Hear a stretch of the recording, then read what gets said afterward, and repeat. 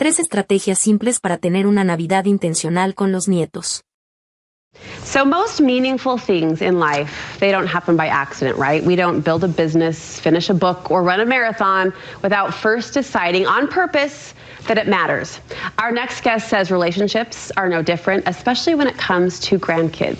KSL contributor Dr. Matt Townsend has 3 ways to pursue an intentional Christmas with your grandkids this year. Great to see you. Good to be here, Brooke. I want to acknowledge this up front because I do think this might surprise people. You believe that the path to be a really good, influential, meaningful grandparent, that path is actually really simple. So simple. We just don't usually notice it because we're too busy getting presents. Or we're too busy getting dinner ready, or we're too busy being the adult talking to our adult children, but we sometimes overlook the easy path to the child, which, remember, kids are pretty simple. Yeah. So we just got to kind of dumb it down a little bit and get real simple with them, real basic. So this goal then, Matt, to be an intentional grandparent, does the target shift at Christmas at all? Yeah, well, it's just the ultimate opportunity. This is the playland of the children. So there's a million opportunities now for a grandparent, even if you could just get down on your hands and knees still, just get down and play with them. This is their time. This is where there's a lot of dreams. There's a lot of nostalgia that could be built. There's a lot of memories that will be built. So what we do today will impact their Christmases in the future. I think it's on point that you reference even just the physical position, because the days that I'm having, if it's a rough mothering day for me, if I can get on the ground, it all changes. It changes everything. I feel like I'm right there and I'm doing a better job than I was 5 minutes ago when I was hovering over them. And you can wrestle with them, and then it's whatever happens next. Whatever happens next. You say we should decide right now, as in days before the actual gathering, what we want that Christmas gathering to look like. Really powerful. What you could do is just start to ask yourself, what do I want? How do I want to influence my grandkids? How do I want them to remember me? What do I want to be known for? Do I want to be the grandpa that just sits in the chair and everyone has to come, pay homage to the great grand poobah?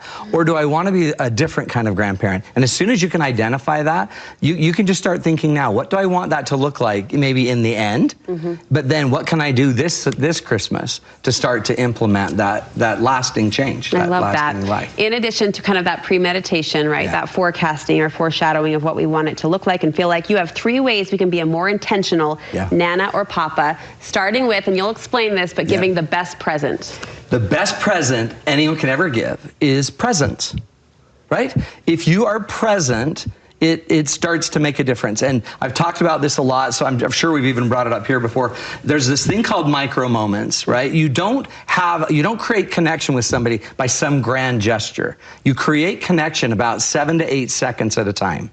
So all you need is 7 to 8 seconds throughout the time with each of those grandchildren to create some meaningful moments. Okay, so if I'm a grandma, I'm a Nana, and I've got little kids, little grandkids. Little kids walk in. How might I create those micro moments? The minute you see those grandkids, you go big and amazing. It's so exciting you're here. You get down and you create an 8-second moment with each one of them, eye to eye. Now the key is you got to be in sync. You got to be way positive and way charitable, way caring. And if you create that 8 seconds with them, they'll feel it, you'll feel it, you'll know you have it when you see the glimmer in the eye, and then that effectively has created a moment. Now, if we could have 7 or 8 more of those before we leave, we've created a really powerful connection. In 7 seconds. In 7 seconds of time. They're called micro moments, and over time they build up to really, really powerful relationships. What about the bigger kids? Teenagers are tougher. Teenagers are a little tougher, but you might go tease them, you might pull their sweatshirt over their head, you might ask them about their girlfriend, you might tell me about your friends. Hey, I heard you went hiking, where'd you go? Just get into them, and literally, though, the key is just 8 seconds, being excited about them. Again, they're gonna wanna move away, and we've got some other principles for when they move away from us, but there's power if we just make that little moment. All it is a moment. It could be flipping peas at them at the dinner table. It could be anything, and it's literally a shared moment that only you two may have caught. I'm seeing the kind of grandpa you are, and I like it. I'm a troublemaker. Hoodies over the head, peas at the table. You warn us not to get too fussy or hold too tight to our Christmas plans. We know how children should be, and the problem is they aren't those children. And so what we need to do is learn to meet them where they are. Meet them where they are. If they love gaming, you need to be in the game room. If they love, skiing, then you need to be talking skiing, working on their skiing, getting into their skiing. You need to be where they are. I call it circling too. There's a really weird phenomenon with kids. I've noticed that when they're kind of open to being influenced, they'll start circling you. Physically? They'll like be in the kitchen, they'll be around. When they don't want to be influenced, they are away from you. Okay. And so when they are away from you, you need to go find them. And if they're playing a video game, and even if in the back of your mind you're like, I don't believe in video games, that doesn't matter. Your beliefs don't matter here. Right now, what matters is that you're willing to meet them where they are. So if they're playing a video game, you go watch them play. And say, is it okay if I watch you? Can you teach me a little bit about what you're doing here? 20 quick seconds. I like this last one. You're encouraging grandparents to seize Christmas as a really rich storytelling opportunity. This is the time to tell stories. Kids love stories. They do. So you can make up stories with them about funny Santa stories. You can tell them when you met Santa. I've met Santa. I saw reindeer hoof prints on my roof. I tell my grandkids about it, and they gather around.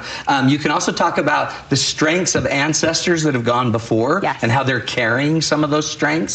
You could say, when you did that, that reminded me of Grandpa Joe or whatever. Share the stories because it'll engage them. They love a good story anyway. And most importantly, you create a connection between those that have gone before and those that will come after. I love it. Thanks, Matt, for helping us make these moments powerful and meaningful. Before we say goodbye, I've got an insider tip on a really great Christmas gift for your adult kids, your in-laws. It's tickets to Matt's Valentine's date night. It's the best. Valentine's evening, 7 o'clock. We gather together, a bunch of us, and we learn how to have better relationships. We laugh, we have fun. It's so much fun. But if you know your kids might need a little pick-me-up, they might need a little more tools, some skills to strengthen their relationships, go to matttownsend.com and get the tickets for our date night. Tons of fun, and you might even get kissed. Listen, there could be smooches at the end, but Matt is a pro at this. You kind of disarm the energy in a way that puts everyone open. You laugh. It'll be one of your highlights of your year, so go to his website for more information. Thank you. Merry Christmas. Este sitio puede ayudarte a mejorar tu comprensión de lectura y escucha en inglés. Use inteligencia artificial para dividir las oraciones en partes fáciles de entender. Con el reproductor puedes ajustar la velocidad, pausar o retroceder para entender cada frase. Ofrece traducción a 20 idiomas, lo que facilita mucho el aprendizaje. Solo escribe ines.com en tu navegador y pruébalo ya.